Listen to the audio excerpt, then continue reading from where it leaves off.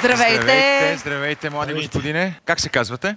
Казвам се Янио Стоянов, свира на хармоника, на уста хармоника от почти 70 години. Какво ви води на сам? Хармониката ли? Хармониката.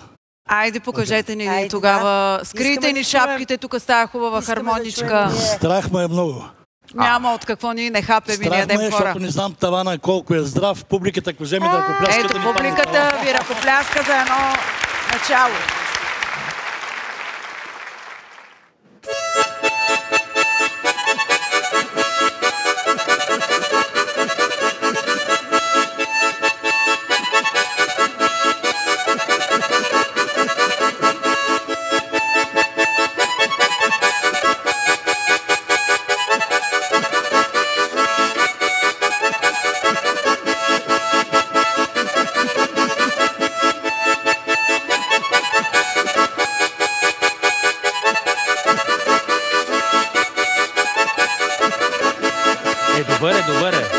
Добър е да ви кажа.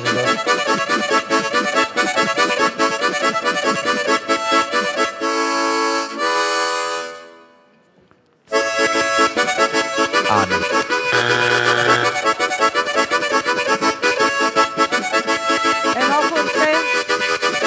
Аз не мога хора. Ще науча.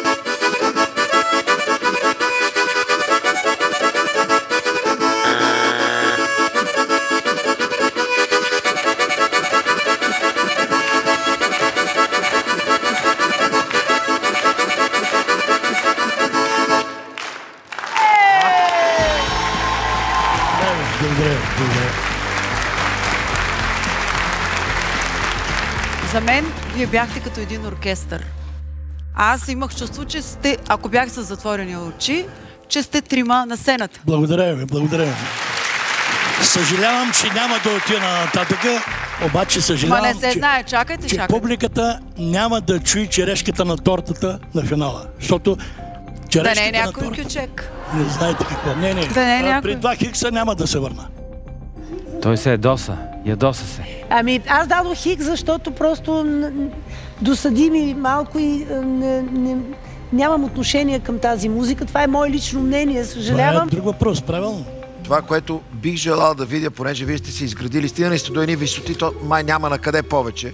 Аз ще ви дам да и ще кажа, предварително го казвам, че ще ви дам да, защото искам да полюбопитствам дали можете да излезете без риза с шевици, да изсвирите нещо класическо или рап, или нещо, което е по-различно, не сме чували в изпълнение на хармоника. Вижте, наистина може да стане това нещо, само че за мен 8-то чудо на света е българския фолклор. Така е. Няма. В Германия им събрах погледите. Направо ви казвам, тези неравноделни тактови... То е време да млъкне обаче.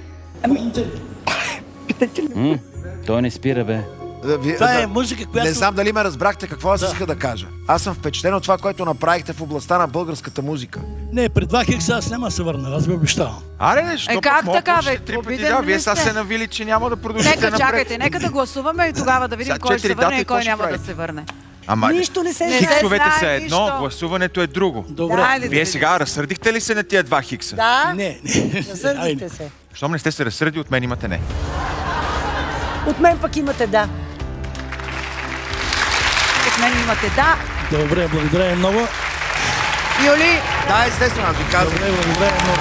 Благодаря много.